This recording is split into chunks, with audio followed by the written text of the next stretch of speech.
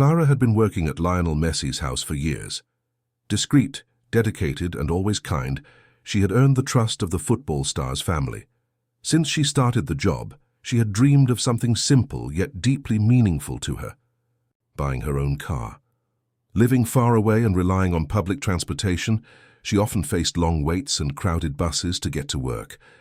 Having her own vehicle would mean more comfort, safety, and independence. Even though she earned a fair salary, Clara knew she would need to save for a long time to reach her goal. Over the years, she cut unnecessary expenses, declined expensive outings, and even sold homemade sweets on weekends to supplement her income. Little by little, she managed to save enough for a down payment on a modest car.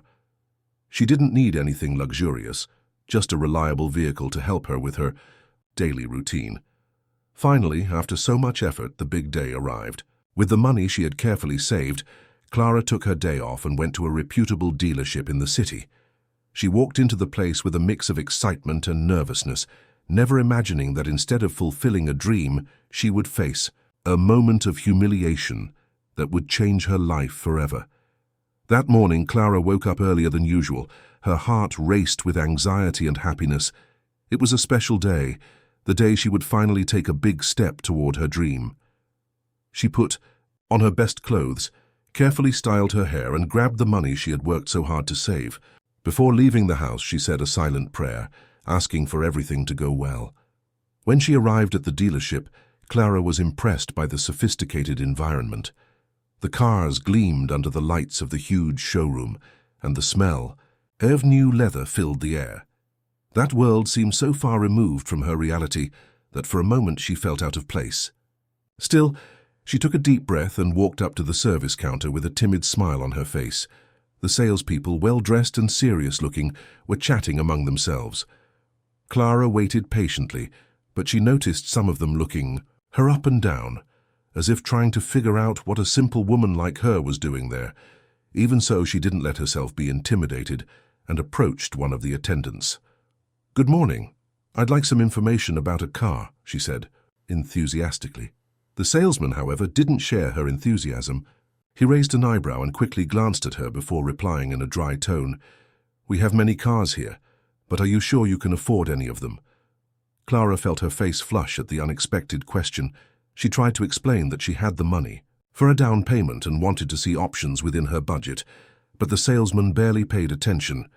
With a look of disdain, he shook his head and walked away, completely ignoring her. Some nearby employees exchanged discreet smiles as if amused by the situation. Clara's excitement turned into a tightness in her chest. She had never felt so invisible. She tried to maintain her composure, but her eyes began to well up.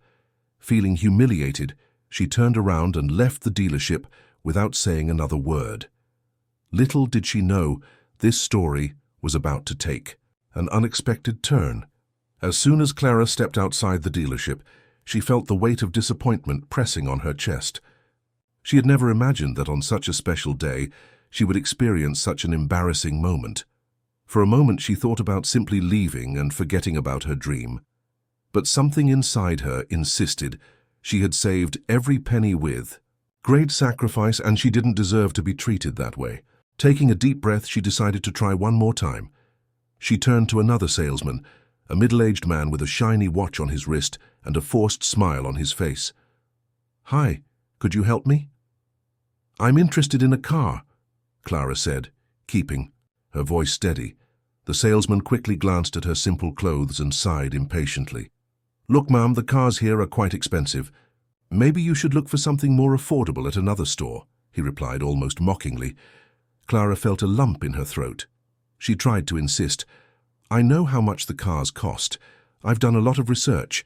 I have money for a down payment and would like to see financing options." The man laughed, crossing his arms. "Are you sure? Because, look, financing here isn't for just anyone. You need a good credit history, stable income. What do you do for work?" "I'm a housekeeper," Clara replied without hesitation, already anticipating his reaction. The salesman rolled his eyes and let out a muffled laugh. "Oh, that explains it. Look, miss, I don't want to waste your time.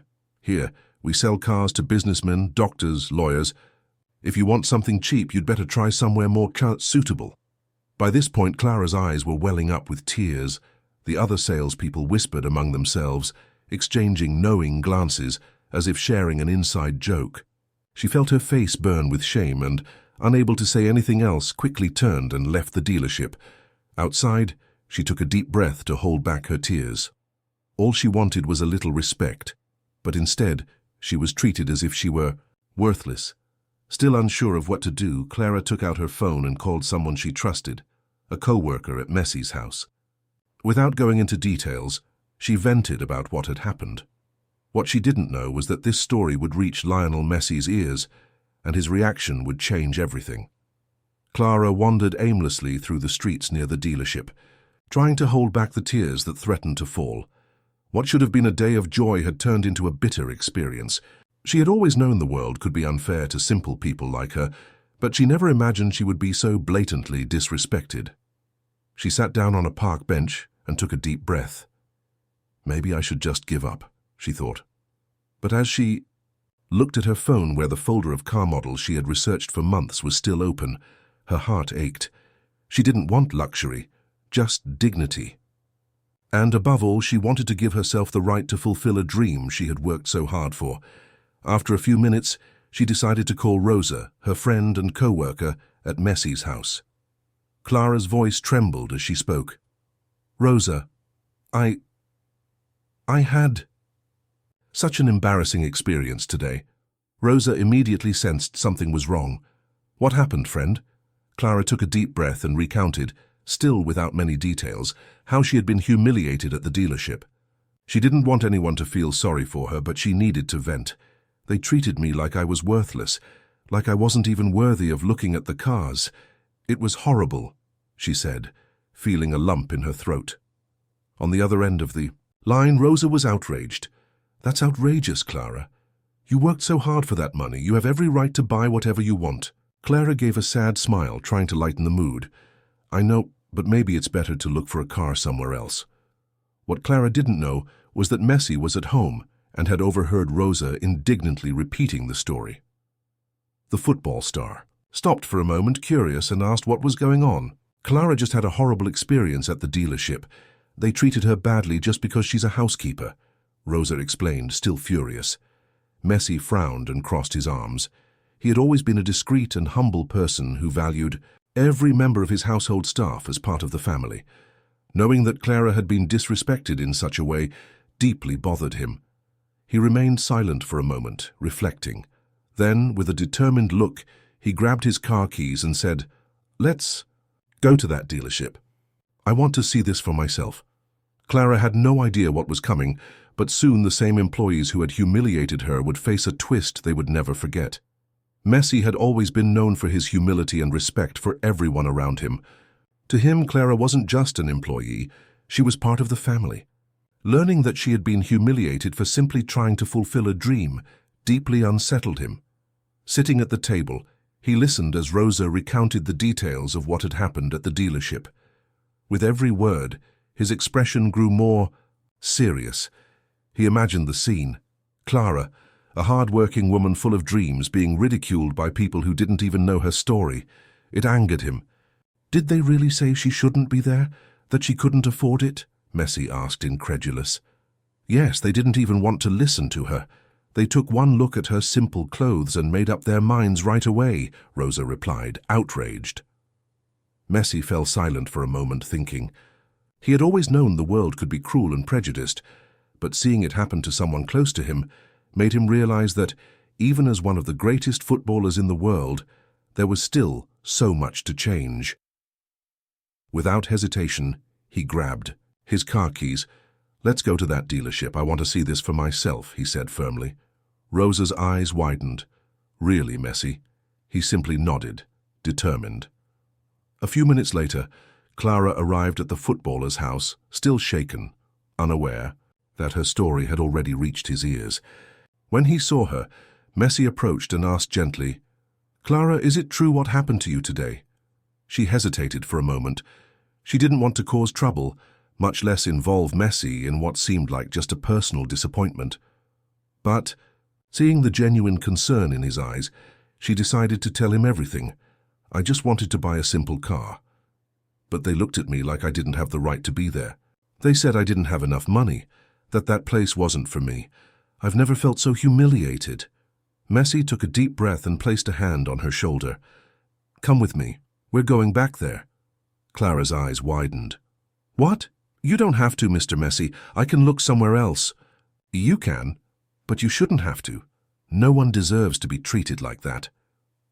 Without further argument, Clara got into the car with Messi and Rosa. She wasn't sure exactly what he intended to do, but one thing was certain: the dealership. Employees were about to get a big surprise. The drive to the dealership was quiet but filled with anticipation. Clara was still stunned by Messi's sudden decision. She never imagined that the most famous footballer in the world would care enough to personally step in and resolve the situation. She tried to come up with an explanation to convince him to drop it, but deep down a part of her felt relief and even a glimmer of hope. Messi drove calmly, but his expression was serious. He didn't need to assert himself with harsh words or impulsive actions. His presence alone carried immense weight. Beside him, Rosa tried to contain her excitement. "Messi, are you sure?" Clara asked softly. "I am. I just want to see if they treat all their customers the same way," he replied, keeping his eyes on the road. Minutes later, Messi's luxury car pulled up in front of the dealership. Inside, the salespeople were chatting among themselves, still, laughing at some inside joke. The same salesman who had humiliated Clara glanced toward the entrance and noticed an unusual commotion. When he saw Messi stepping out of the car, his smile vanished instantly. The football star walked into the showroom, accompanied by Clara and Rosa. The atmosphere, which had once been filled with an air of superiority and indifference, was now plunged into an awkward silence. The employees exchanged stunned glances. The manager, who had been in his office, was hastily informed and rushed out to greet Messi. "Mr. Messi, what an honor to have you here," he said, forcing a nervous smile and extending his hand. Messi ignored the gesture for a moment and looked around as if assessing the place.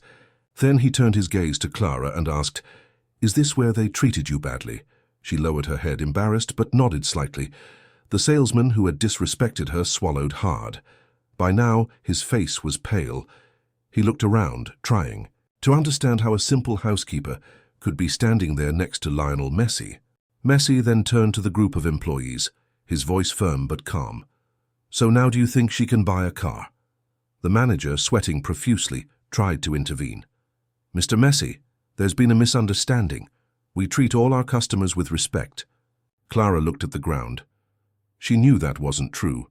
Messi crossed his arms. "Really? Because from what I've heard, that's not what happened."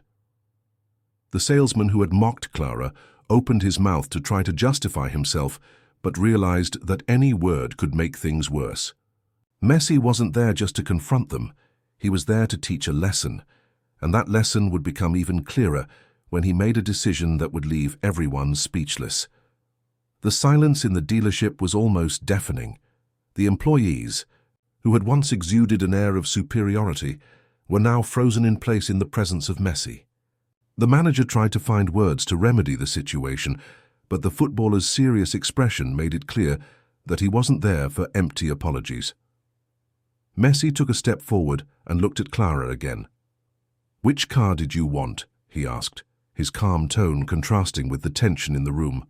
Clara hesitated, surprised by the question. Her gaze shifted to a simple model in the corner of the showroom, an economical, discreet car within the budget she had planned.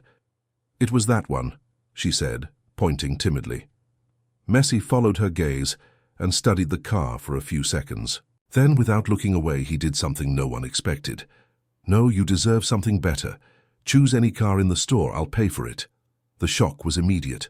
Clara's eyes widened in disbelief. "What? No, Mr. Messi, I can't accept that. I just wanted to buy my car with the money I saved." Messi smiled faintly, but his tone remained firm. "You worked hard for this. But today, I want you to leave here, not just with a car, but with the certainty that no one can tell you what you deserve or don't deserve." The dealership employee stood motionless, completely mortified. The same salesman who had mocked Clara was now sweating bullets, realizing the magnitude of his mistake. The manager tried to turn the moment into a business opportunity. "Mr. Messi, please, let me show you our best models." But Messi cut him off with a direct look. "I'm not buying a car for myself, it's for her, so she's the one who chooses." Clara, still emotional, looked around. Her heart was racing. She had never wanted luxury, but in that moment, she felt that Messi's gesture wasn't just a gift. It was a symbol of respect and recognition. After a few minutes of hesitation, she chose a comfortable but modest car. Messi confirmed the purchase without even asking the price. As the paperwork was being prepared, the employees remained silent. They knew that day would forever mark the dealership's history, and for some it would also be a harsh lesson. When Clara received the keys, her eyes were brimming with tears. She looked at Messi with genuine gratitude. "I'll never forget this, Mr. Messi. Thank you so much." He smiled and placed a hand on her shoulder. "Just promise me one thing. Always remember your worth. No one can tell you otherwise." Clara nodded, gripping the keys tightly. Little did she know this story was about to spread in ways no one could have imagined. As Clara drove out of the dealership in her new car, a different feeling washed over her. It wasn't just happiness, it was something deeper. For the first time, she felt that her struggle, her dedication, and her dignity had been recognized. But what she didn't know was that this story was just beginning to make waves. One of the customers who had been in the store that day had discreetly filmed the entire scene. The video of Messi defending Clara and teaching the employees a lesson in humility quickly began circulating on social media. Within hours, it became news on sports websites, motivational pages, and even TV news programs. Messi teaches a lesson in humility and justice at a dealership. Housekeeper humiliated, but Messi steps in and surprises everyone. True greatness isn't about money, it's about character. Messi proves it once again. The comments on social media were filled with admiration. "Now that's a true idol. Way to go, Messi. Clara represents so many workers who are underestimated every day." "This story moved me. The world needs more people like Messi. Respect is priceless." Meanwhile, at the dealership, the impact was immediate. The store was flooded with criticism for how Clara had been treated, and the manager was forced to issue a public statement claiming that this was not the company's policy and that measures would be taken. But for the employees who had mocked Clara, it was too late. They were fired for misconduct. As for Clara, when she realized the magnitude of the story, she was stunned. She had never wanted fame or exposure. All she wanted was respect. And in a way, this situation showed that her struggle wasn't hers alone. Days later, Messi called her for a private conversation. "Did you see what happened? Your story touched a lot of people," he said, smiling. Clara nodded, emotional. "I never imagined. I just wanted to buy a car. And now all this has happened." Messi looked at her with respect and said something she would carry in her heart forever. "Your story reminded the world of something important. No one has the right to belittle someone else for what they wear or the job they do.